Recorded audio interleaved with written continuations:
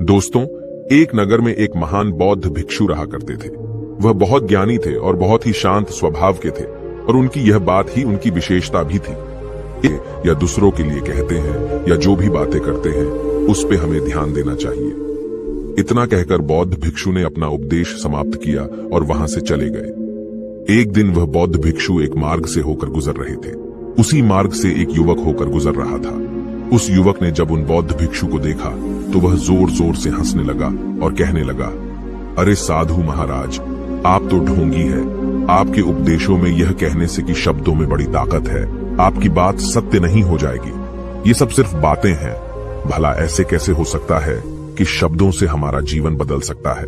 उस युवक की सारी बातें उन भिक्षुओं ने ध्यानपूर्वक सुनी और उसके बाद वह मुस्कुराते हुए उस युवक से कहते हैं, बेटा, नाथ से ही तो यह दुनिया प्रकट हुई है और अच्छे शब्दों के पीछे भी नाथ ही होता है जो पूरा जीवन बदल देता है। वह बौद्ध भिक्षु उस युवक से कहते हैं, देखो, मैं तुम्हें अपने अनुभव से बता रहा हूं, लेकिन फिर भी तुम्हें यकीन न हो तो तुम इसे खुद आजमा कर देख सकते हो। उन बौद्ध भिक्षु की यह बात सुनकर युवक थोड़ा सा गंभीर हो गया। उसने काफी देर सोच विचार किया और उसके बाद उन बौद्ध भिक्षु से कहता है, हे गुरुवर, अगर ऐसी बात है तो आप मेरे साथ चलिए। मेरा छोटा भाई है जिसकी उम्र करीब 25 वर्ष है और उसे न जाने क्या हुआ है। वह करीब 3 वर्षों से कुछ भी नहीं करता, बस लेटा रहता है। दिन भर वो कुछ न कुछ सोचता रहता है। उसकी यह हालत देखकर हम सब बहुत परेशान हैं। माता पिता भी बहुत चिंतित रहते हैं। हम सब ने कई तरीके अपनाए, कई योजनाएं अपनाई, लेकिन कुछ भी काम नहीं आया। हमने कई बार उससे बात करने तक की कोशिश की, लेकिन वह हमसे कुछ भी नहीं कहता। परिवार का हर एक सदस्य पूरी तरह से थक चुका है, हार चुका है। आखिर वह क्या करना चाहता है, किसी को कुछ नहीं पता। तो हमारे शब्दों से उसका जीवन क्यों नहीं बदला?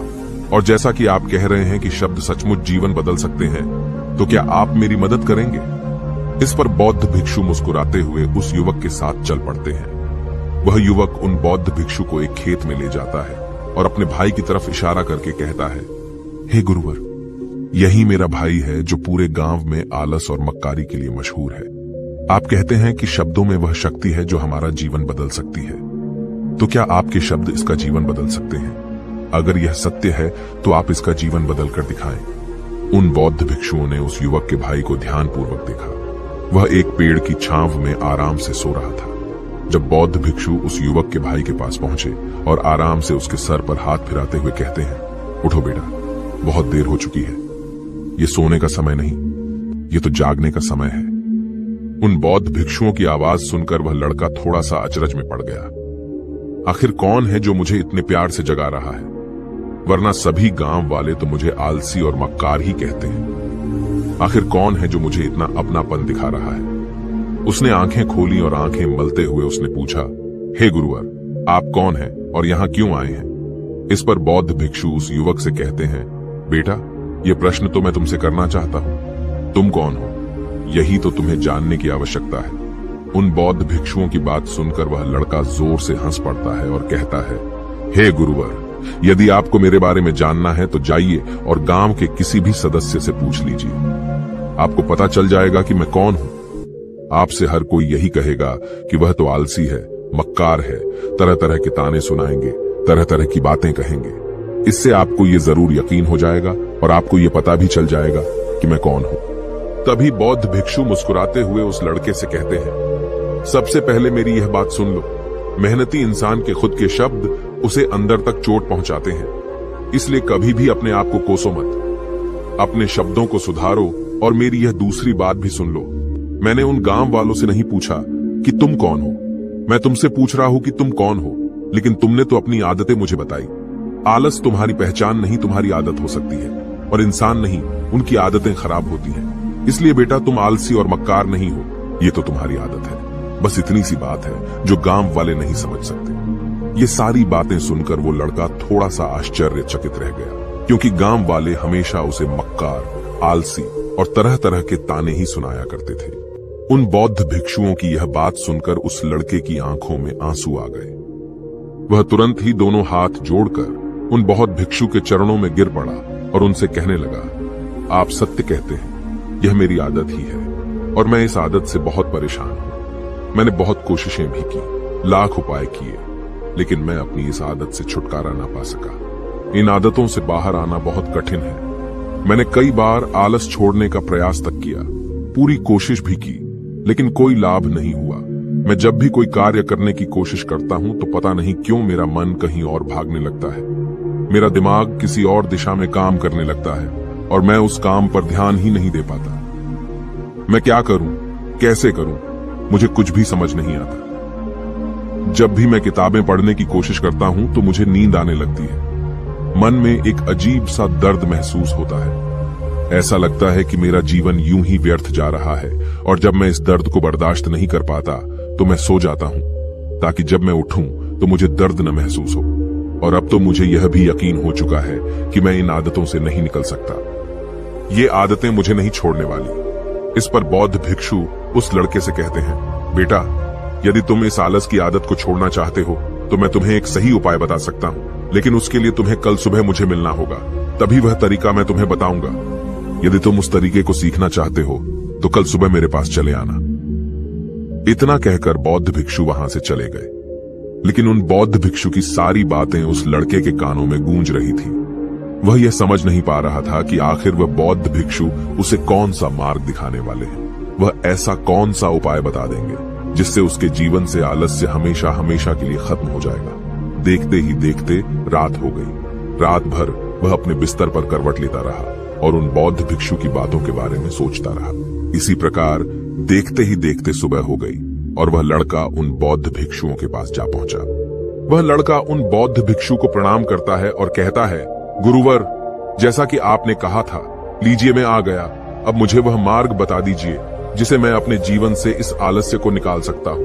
तभी बौद्ध भिक्षु उस लड़के से कहते हैं, बेटा, जब भी तुम्हारा मन दुविधा में हो, तुम निर्णय न ले पा रहे हो और तुम्हारे मन में तरह तरह के प्रश्न उठ रहे हो कि मैं क्या करूं, कैसे करूं, इस कार्य को पूर्ण कैसे करूं, यह सब कैसे होगा, तब तुम वास्तविकता में अपने अतीत से सोच रहे हो कि पिछली बार तुम्हारे ऐसा करने पर क्या हुआ, या अतीत में तुमसे लोगों ने क्या कहा था। तो आज से कभी भी अपने अतीत से नहीं, बल्कि भविष्य से सोचो। इस पर लड़का कहता है, भविष्य से, वह भला कैसे? तभी बौद्ध भिक्षु उस लड़के से कहते हैं, मान लो कि तुम्हें आज किसी भी चीज की कमी नहीं है। तुम्हारे पास वो हर चीज है जो तुम चाहते हो, वह सारी सुख सुविधाएं हैं। तो अब बताओ, तुम अपना जीवन कैसे व्यतीत करना चाहोगी? उन बौद्ध भिक्षु की यह बात सुनकर वह लड़का कुछ देर के लिए सोच में पड़ गया, क्योंकि आज तक उसने सभी गांव वालों के केवल ताने ही सुने थे। किसी ने भी आज तक उसके जीवन के बारे में उससे ऐसी बात नहीं की थी, और वह गुरुवर उसे आने वाले भविष्य के बारे में उससे बातें कर रहे थे। उन बौद्ध भिक्षु की यह बात सुनकर वह लड़का खुद से प्रश्न करने लग गया कि अगर मेरे पास सब कुछ होगा, धन की कोई कमी नहीं होगी और सारी सुख सुविधाएं होंगी, तो मैं अपना जीवन कैसे व्यतीत करूंगा?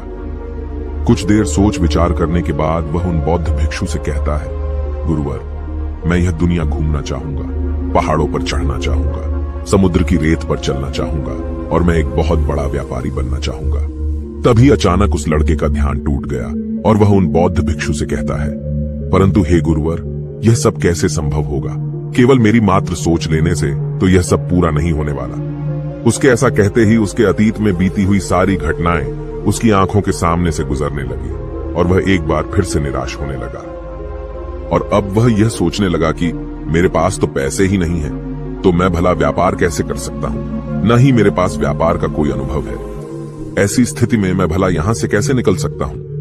उस लड़के के इस प्रश्न का जवाब देते हुए वह बौद्ध भिक्षु उस लड़के से कहते हैं, भंते, हर रात में सोने से पहले तुम हर दिन अपना लक्ष्य एक कागज पर लिखो और सुबह उठकर सबसे पहले उस लक्ष्य को देखो और सोचो कि उस लक्ष्य को पाने के लिए तुम आज क्या कर सकते हो, और जो भी तुमने उस कागज पर लिखा होगा उस कार्य को उसी दिन पूरा करने की हर मुमकिन कोशिश करो। इस पर वह लड़का कहता है, ठीक है, आप सच कह रहे हैं, लेकिन जब मैं बहुत सोचने लगता हूं तो मेरा मन बेचैन होने लगता है और मन में तरह तरह के विचार उठने लगते हैं, और इन विचारों को शांत करने के लिए मैं सो जाता हूं ताकि वह विचार मुझे परेशान न कर पाए। उस लड़के की इस समस्या का समाधान करते हुए वह बौद्ध भिक्षु उस लड़के से कहते हैं, बेटा, अंतर्मन की चाल को पकड़ो और शब्दों की मदद से नया भविष्य बनाओ।